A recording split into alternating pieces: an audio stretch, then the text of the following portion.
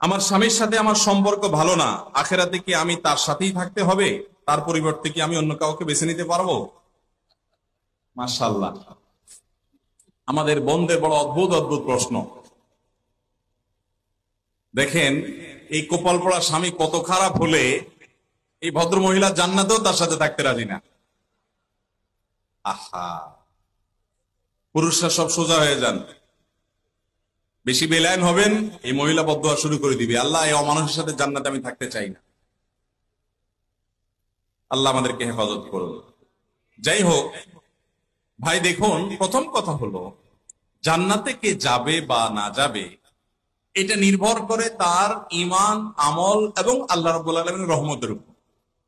আল্লাহ তাআলা যদি কারোর প্রতি রহমত করেন তিনি জান্নাতে যাবেন। এমনও হতে পারে কোন স্ত্রী তার আপন আমল দ্বারায় তিনি জান্নাতে চলে গেলেন, স্বামী তার বদামলে